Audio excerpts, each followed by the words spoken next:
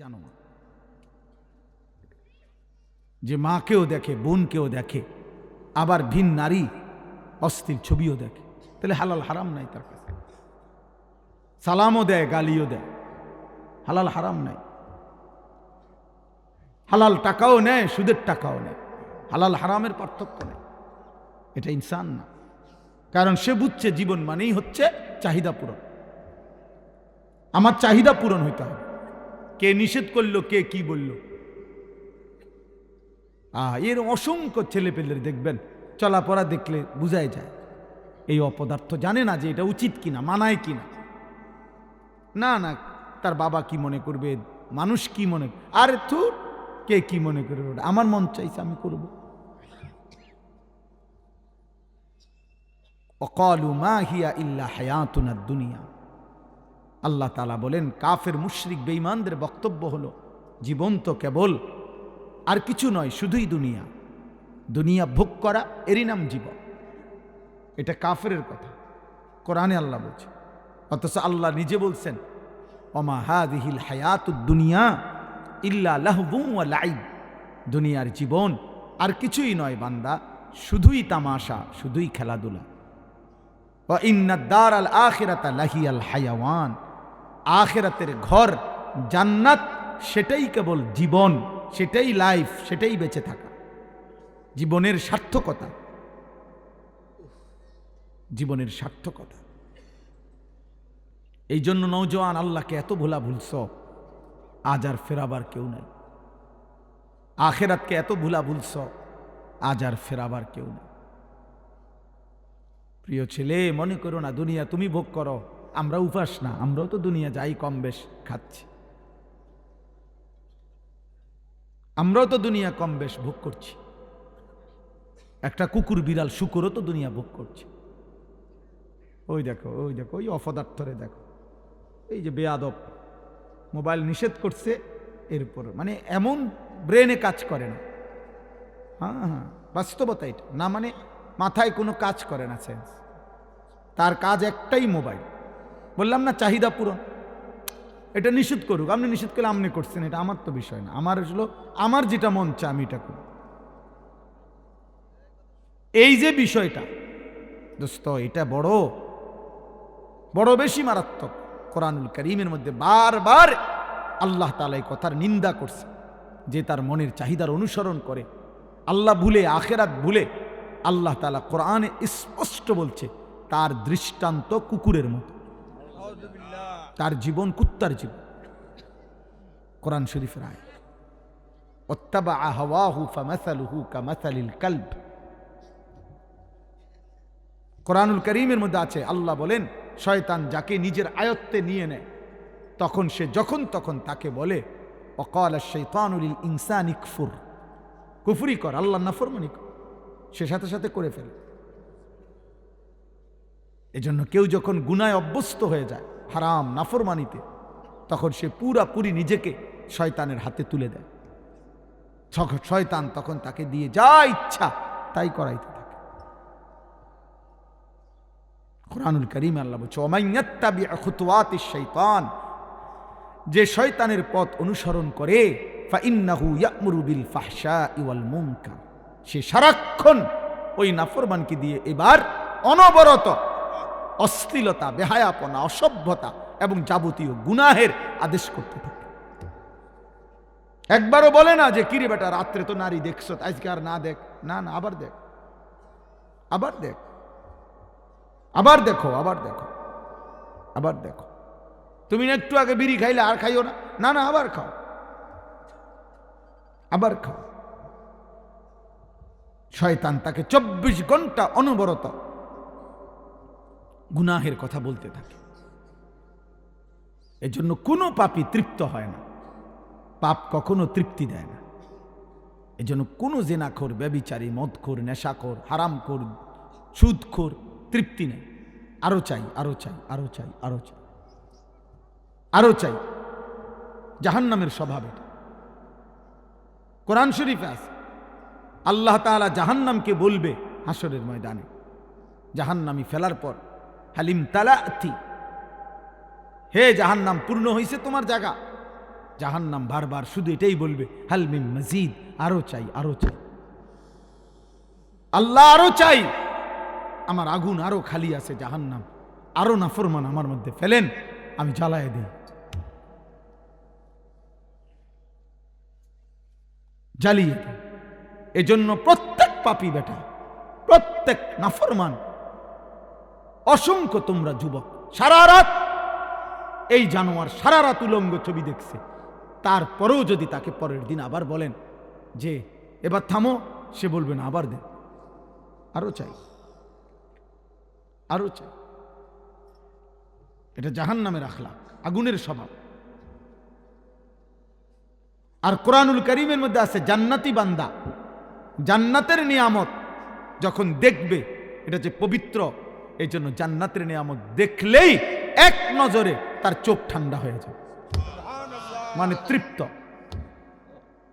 ফালা তা'লামু নাফসুম মা উখফিয়া লাহুম মিন কুররাতি আ'য়ুন, চক্ষু শীতল। ফেরেশতা যদি বলে বান্দা আর দেখবানি, বলবেন না ফেরেশতা আর কি দেখব, এর চাইতে সুন্দর আর কি দরকার, এর চাইতে সুন্দর আর কি দরকার। কিন্তু জাহান্নামের স্বভাব হইল আরো চাই, আরো চাই। নাফরমানের স্বভাব, দুনিয়া লোভীর স্বভাব, চরিত্রহীনের স্বভাব, এটা চরিত্রহীনের স্বভাব। এই জন্য দোস্ত, কমপক্ষে আমার প্রত্যেক দিনকার কথা এটা, আমি সবসময় বলে যাচ্ছি, তুমি যদি কেউর কথা না ভাবো, কমপক্ষে নিজের কথা ভাবো। তোমার জন্য পৃথিবী আটকাবে না, তোমার মতো আঙ্গাল কাঙ্গালের লেগা পৃথিবী আটকেছে। কোনো বেনামাজি নাফরমান, তোমরা যারা এক ওয়াক্ত নামাজ পড়ো, তোমার মতো অপদার্থের জন্য ইসলাম আটকাবে না। 1450 বছর ধরে ইসলামী পর্যন্ত আসছে, তো আগামীতেও থাকবে, তুমি ছাড়াও থাকবে, তুমি আমি না থাকলেও থাকবে। এই পৃথিবীতে আমাদের কারো মৃত্যুতে দুনিয়া থামে না, কারো মৃত্যুতে এক সেকেন্ড ঘড়ির কাঁটা থামে না, থামে না। নবী সাল্লাল্লাহু আলাইহি ওয়াসাল্লামের একজন ছেলে ইব্রাহিম রাদিয়াল্লাহু তাআলা আনহু, নবীজির সন্তান, ওনার ইন্তেকালের কারণে ওই দিন ঘটনাচক্রে আপনার চন্দ্রগ্রহণ লাগছে।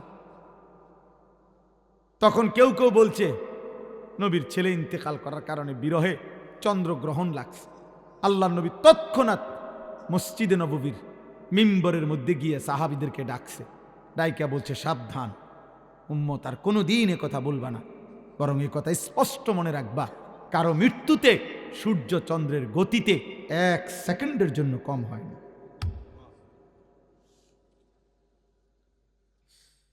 ইন্না শামসা ওয়াল কামার লা ইয়াখসিফানি লিমাউতি আহাদিন, কারো মৃত্যুতে চন্দ্র সূর্যের গ্রহণ হয় না। পৃথিবী চলে, দুনিয়া চলে, দুনিয়া থাকবে, কিন্তু তুমি আমি ছাড়া আখিরাতে আটকায় যাবে। এজন্য আলহামদুলিল্লাহ আমি অনুরোধ করছি, বুঝাইতে চাইলাম, অনেক ছেলে মাশাআল্লাহ, অনেক ছেলে তোমরা, কিন্তু আল্লাহর মেহেরবানি চেহারা দেখেই বোঝা যায় অধিকাংশ বেনামাজ। বা বোঝা যাচ্ছে, চুল দেখলেই বোঝা যায় মুশরিক তোমার পছন্দ, চুল দেখলেই বোঝা যায় কোন ইহুদির বাচ্চা, কোন মুশরিকের বাচ্চা, কোন বেঈমানের বাচ্চা তোর কলিজার মধ্যে। খোদার কসম বেটা, চুল চেহারায় যার বেঈমানের মতো, তার কলিজাটাও বেঈমানের মতো। চুল তোর বেঈমানের মতো, দিল বুঝি, অন্তরে বুঝি তুই জোনায়েদ বাগদাদি বেটা, বুঝো না? তুমি বুঝো না এটা? প্রত্যেক মানুষের চেহারা তার অন্তরের প্রতিচ্ছবি। মানুষের চেহারা মানুষের অন্তরের হালাত বলে দেয়, এটা প্রসিদ্ধ প্রমাণিত কথা।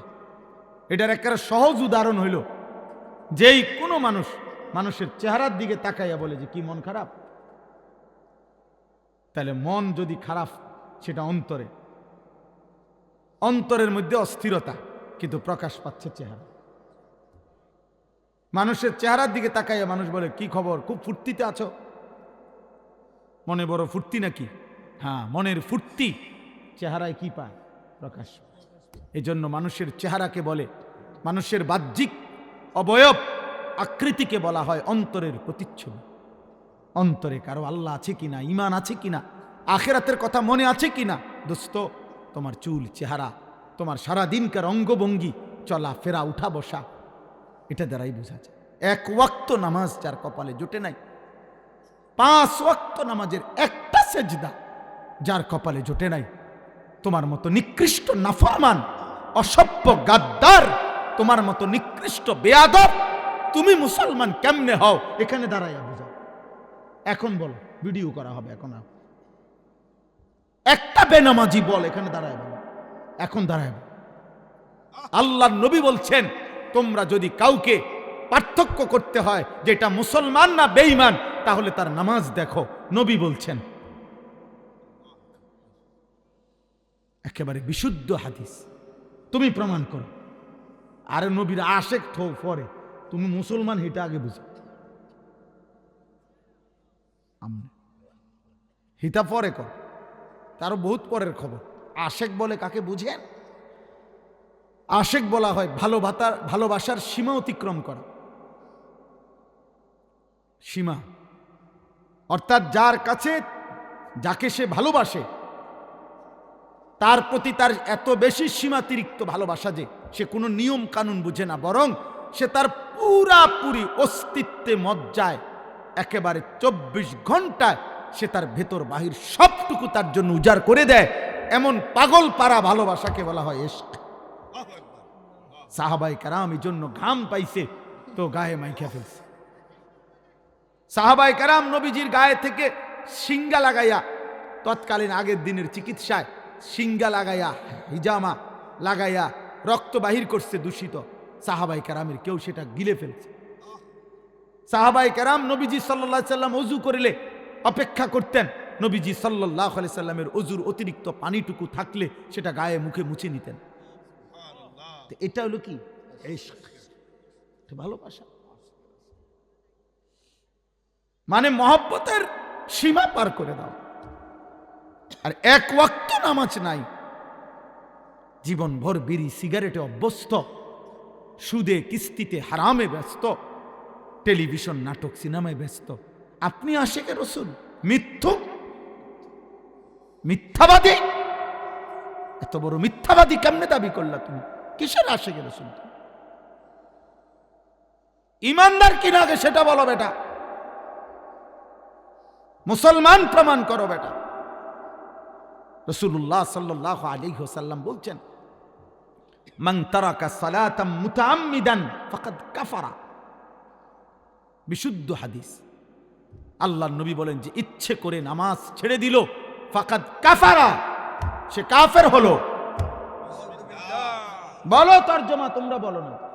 ফাকাদ কাফারা অর্থ কি? জিজ্ঞাসা করো তুমি গিয়ে কোন আলেমকে যে ফাকাদ কাফারা অর্থ কি? আল্লাহর নবী সাল্লাল্লাহু আলাইহি ওয়াসাল্লাম বলেন, নামাজবিহীন যে ঘর থেকে বের হয়, আল্লাহর কসম নবী বলছেন, সে শয়তানের পতাকা নিয়ে বের হয়।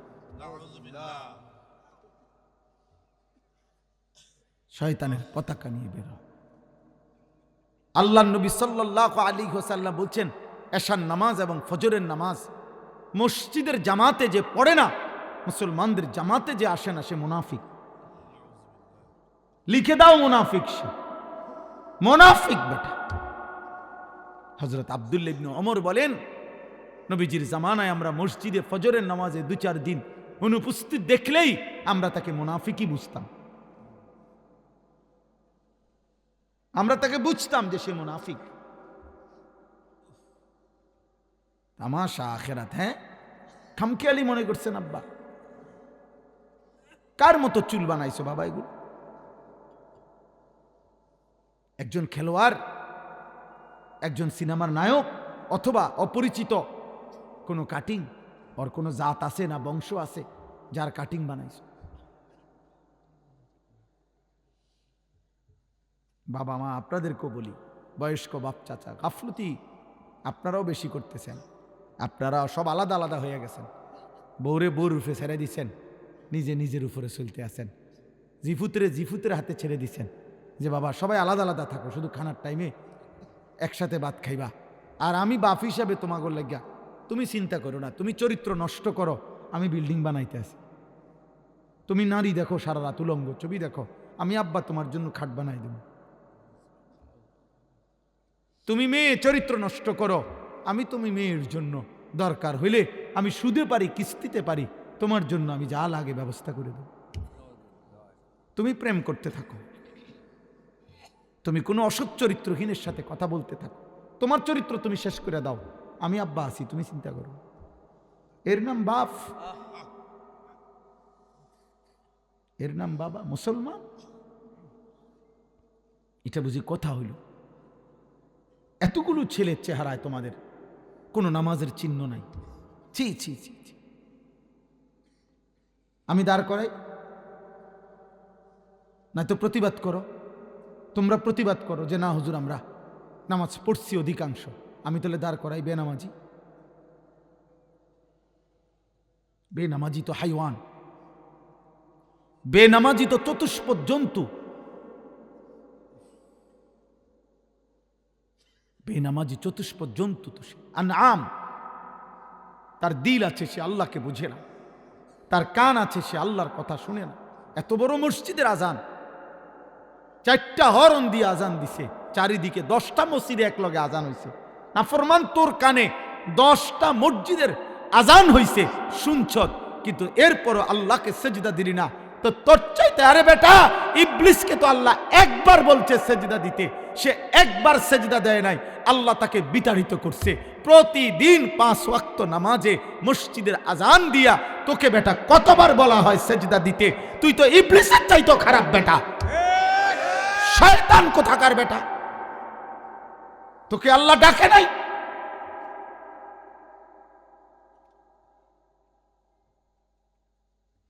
আরে বেটা, মানুষের বাচ্চা, মুসলমান আমরা, জীবন মানে শুধু ভাত তরকারি বেটা? জীবনের কিছু চাহিদা পূরণ হইতেছে দুনিয়াবি, এরই নাম জীবন। এতটুকু চাহিদা তো জানোয়ারেরও পূরণ হয় বেটা, এতটুকু চাহিদা তো কুত্তারও পূরণ হয়, বিড়ালেরও পূরণ হয়, শুকরেরও পূরণ হয়। চলো বাপ, চলো ভাই, ফিকির করে, ফিকির কর। বারবার আসা খুব কঠিন। এই আমার প্রিয় মৌলানা ওলিউল্লাহ অনেক লাইগা থাইকা এতে কাফে আমার সেই সারাক্ষণ পেরেশানি করা, এরপরে কত খান দিয়া জোড়া তালি দিয়া এই ডেট মিলাইছে। বারবার আসাটা কঠিন আব্বা, দোস্ত আমার, বন্ধু আমার, সাথী আমার। মূলত তোমারে জাহান্নামে পাঠায় দেওয়া মাকসাদ না, মূলত তোমাকে সরিয়ে দেওয়া মাকসাদ না। এই সব ধমক, এই ধমকের মাকসাদ তোমার কলিজায় যদি বিবেক আসে, তোমার ভিতরে যদি কোনো অনুভূতি জাগে, আমি তো আমার প্রতিপক্ষ না যে আমি এই দলের, আমার বিরোধী দলের লোকরে ফাইসি সুবিধা মতো যেন সুরে লেলাম কতক্ষণ, এমন কিছু না বাবা। আমি কোনো প্রার্থী না, আমার কোনো মার্কা নাই। আমরা প্রত্যেকে ইনশাআল্লাহর জন্য আমি অনুরোধ করছি, বানায়া তোমাদের চিন্তা চেতনা বিগ্রায় ফেলছে, তোমাদের আখলাক চলাফেরা বদলায় ফেলছে। একটা বারও ভাবনা আসে না যে আমি তো মুসলমান, আমি তো মুসলমান, একজন মুসলমান। আমি সারাটা দিনে একটা ওয়াক্ত নামাজ না পড়ে কেমনে ঘুমায় গেলাম? কিভাবে সম্ভব এটা? আমি কত চিন্তা করছি আমার জীবনে, আমি এটা অনেক সময় ভাবি। আমার এটা মানে রীতিমতো শরীরটার মধ্যে কাঁপ দিয়া ওঠে যখনই আমার মনে হয় যে ইন্নালিল্লাহ, এটা কি মুসলমান রে! 365 দিনে খোদার 1 বছর এই নাফরমানি ডাকাত কোনোদিন ফজরের নামাজ পড়ল না। হায় হায় হায় হায়, মুসলমানের বাচ্চা এত বড় নিকৃষ্ট হলো কেমনে? এমন আল্লাহ ভুললো কেমনে? মালিক এভাবে ভুলে যায় কেমনে? কেউ তোমারে মনে করাইলো না বাবা, কেউ তোমারে বললো না একবারও। আমার মা আমারে আজীবন আলহামদুলিল্লাহ নামাজের কথা বলছে। আমার মায়ের বয়স এখন 75 বছর, আমার মা আজও বৃদ্ধ বয়স, মাহাজুর হয়ে গেছে, মা আমার অসুস্থ, দুর্বল একদম। অনেকক্ষণ লাগাইয়াও এক দুই শব্দ কথা কইতে কষ্ট হয় মার। সেই মা আজও ৭৫ বছর বয়সে আমার আম্মা আজও আমারে জিগায়, ফুত নমাজ উঠছো না? কসম আল্লাহ, আমাকে জিজ্ঞাসা করে। আমারে মালিকের ইহসান, তোমাদের অগণিত ছেলেকে তোমাদের মা বাবা সবাই ভুলে গেছে। তোমরা মা বাবার ঘরেই ঘুমাও, কিন্তু তোমাদের মা বাবাও আর ডাকে না। কারণ তোমার চুল, চেহারা, লেবাস, পোশাক দেখে, তোমার চলাফেরার অসভ্যতা দেখে মা বাবাও এতটাই বিরক্ত, যা তারাই বলে দিছে, যা ফিসা দিয়ে ফিট তার কপালে, তার পথে সে চলুক, ওই তো না তারে দিয়ার। কাঁদে অনেকে, হুজুর চেষ্টা করছি, ওই তো না। আজকে একজন আমারে বলছে, হুজুর আমি 2টা বছর আপন সন্তানের কাছে কত কান্দা কাঁদছি, আল্লাহর একটা সেজদা দিতে দেয় না। এই জন্য বললাম, কোন মানুষের জন্য এর চাইতে বড় লানত, অভিশাপ আর কি যে তার আপন মা বাবাও এখন আর তার আখিরাতের জন্য ভাবে না। বিষয়টা চিন্তা করে দেখ। আপন বাবা মা ছেড়ে দিছে, যা পরে দিয়ে আর হইতো না, তাহলে আর তার জন্য দুনিয়াতে ভাববে কি? এর চাইতে আপন হবে কে? স্বার্থপর এই দুনিয়ায়, বাকিরা তো সবাই স্বার্থপর। তো এখন মা বাবাও যদি ভুলে যায়, তাহলে আব্বা তোমা করে ফিরাবে কি? রশি ছেড়ে দিলে গাভী, রশি ছেড়ে দিলে ছাগল, রশি ছেড়ে দিলে বকরি পথ হারায় ফেলবে। কেউ যদি ধরে না রাখে, কেউ যদি ধরে না রাখে, খোদার কসম আমি বললাম, তাহলে তো সে পথ হারায় ফেলবে। ঠিক তেমনি ভাবে আল্লাহ তাআলা প্রত্যেক জামানায় নবী পাঠাইছেন, রসুল পাঠাইয়াছেন, কোরআন কিতাব পাঠাইছেন, ওলামা পাঠাইছেন। পৃথিবীতে যত বড় মহামারী হোক, যত ঘূর্ণিঝড় আর জলোচ্ছ্বাসী হোক, পৃথিবীতে কখনো এই 1450 বছরে এমন হয়েছে যে গোটা পৃথিবীতে অঞ্চলকে অঞ্চল আর কোনো হুজুর নাই?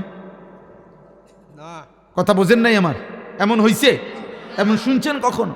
না। আল্লাহ বলছেন আমার বান্দাকে ধরে রাখার জন্য, আল্লাহর দিকে ফিরাবার জন্য, আমার কথা পৌঁছাবার জন্য আমি কুদরতিভাবে ব্যবস্থাপনা প্রত্যেক জামানায় করে আসছি, ইসরাফিলের ফু পর্যন্ত করতে থাকব। আমার কথা হবেই, আমার কথা বলবেই, আমার দিন প্রচার হবেই, হবেই। এভাবেই একদিন ইসরাফিল ফু দিবে। এই জন্য আমার শেষ কথা, আমি যে 2টা আয়াত পড়ছি, এই 2টা আয়াতের এই আর একটু কথা। আল্লাহ তাআলা বলেন, ওয়াকালু আইদা যালালনা ফিল আরদ আইন্না লাফি খালকিন জাদীদ। দোস্ত, এই শেষ আর 5 মিনিট কথা মনোযোগ দিয়ে শুন। 2টা আয়াতের তর্জমা। আল্লাহ তাআলা বলেন, সমস্ত কাফের মুশরিক মক্কার বেঈমানরা নবীজিকে প্রতিদিন বলতো, মুহাম্মদ আমরা সবাই মৃত্যুর সাথে সাথে কবরে মাটিতে একটা সময় পরে আমরা মিশে যাব, হারিয়ে যাব মাটির সাথে। এরপরে পুনরায় আমাদেরকে সৃষ্টি করে হাসরের ময়দানে আবার উঠাবে। এটা কিভাবে সম্ভব? কিভাবে সম্ভব? কই পাইবে আমাদেরকে? কিছু ছেলে দেখেন কি পরিমাণ অসভ্য, ও যে বারান্দায় দাঁড়ায় কথাই বলতেছে। আর এই বদনসিব রে, আজীব দেখছেন, গাদ্দার কেমন, ন্যূনতম কোনো ভয় বলতে কিছু। আহা, কিছুই মনে করে না, কাউকে কিছু মনে করে না। আল্লাহ কি, রসুল কি, কোরআন কি, আখেরাত কি, কিচ্ছু দরকার নেই। ওর চাহিদা পূরণ, ওর মনের ইচ্ছা। এই সমাজটার এই হাল। আপনারা তাকায় দেখেন, এই 2-4 জন যারা বাবা চাচা আছেন, আপনারা আপনাদের ছেলেরা একসাথ হয়েছে, আপনারা দেখেন আপনাদের ছেলেদের চেহারা, এগুলো আপনাদেরই সন্তান, কারো ভাতিজা, কারো ছেলে, কারো সন্তান, কারো চাচতো ভাই, কারো মামতো ভাই। এরা নর্থ বেঙ্গলের থেকে আসে নাই, এরা পার্বত্য চট্টগ্রাম থেকে আসে নাই, এরা কাছাকাছি জায়গা, সর্বোচ্চ 20 কিলোমিটার হবে না, 10 কিলোমিটার জায়গার মানুষ এরা। তাহলে 10 কিলোমিটার জায়গার একটি অঞ্চলে সংখ্যাগরিষ্ঠ মুসলমান বাংলাদেশে 10 কিলোমিটার অঞ্চলের মুসলমানের জীবনযাত্রা কিশোর যুবকের যদি হয় এরকম যে 5 ওয়াক্ত নামাজ পড়ে না বেশি অংশ, তাইলে পুরা দেশের হালাত কি? বলো না ভাই, তোমরা একটা ছেলে বলো, একজন বিবেকবান ছেলে। আমি তোমার প্রতিপক্ষ না বাপ, আমি তোমার দুশ্মন না, তোমার সাথে আমার কোনো দ্বন্দ্ব নেই, কিন্তু তোমরা একটা ছেলে তাকাইয়া বাকিদের দিকে দেখো, তোমার আন্দাজ হবে যে সে নামাজ পড়ে কিনা। তাহলে মাত্র 10 কিলোমিটার জায়গার মধ্যে যদি এখানে মনে করেন এখানে যদি 500 ছেলে হয়, 450 নামাজ পড়ে, তাহলে কোনো 10 কিলোমিটার জায়গার 500 যুবক কিশোর, তার মধ্যে যদি মুসলমান 450 নামাজই না পড়ে, তো মুসলমানের প্রাধান্য কই থেকে আসবে? আমরা সংখ্যা গুনলে না বেশি, 1 2 3 4 5 6, কিন্তু আমাদের ঈমান, আমাদের শক্তি সেটা আসবে কোথায়? 92 থেকে 97 লাখ, এটা জানেন ছেলেরা? বাবা তোমরাও শুনো, তারা মাত্র 1 কোটি না, 92 থেকে 97 লাখ মাত্র, পুরা দেশের জনগণ এই মাত্র 92 থেকে 97 লাখ বেঈমান। তাহলে তার মধ্যে আবার অসংখ্য লোক আছে যারা মারামারি হানাহানি পছন্দ করে না, অল্প কিছু মানুষ আছে দুষ্ট। এদের যন্ত্রণায়, এদের অত্যাচারে আজ আমরা 250 কোটি মুসলমান, আমাদের যেন নৌকো নাই, আমাদের যেন কথাও নাই, আমাদের হিম্মতও নাই। আমাদের কত স্লোগান, আমাদের কত মিছিল, আমাদের কত গণসংযোগ সারা পৃথিবী জুড়ে আমরা, কিন্তু কোনো কিছুতেই ওরা ফিলিস্তিনের উপরে জুলুম থামায়। চিন্তা করে, এই জন্য বললাম আর কি, আসলে ভাবো ভাই, আমার একটা কথা সবসময় মনে রাখবা, কিশোর যুবক ভাই, তোমার আর তোমার দাদার বয়স সমান না, তোমার আর তোমার বাবার বয়স সমান না।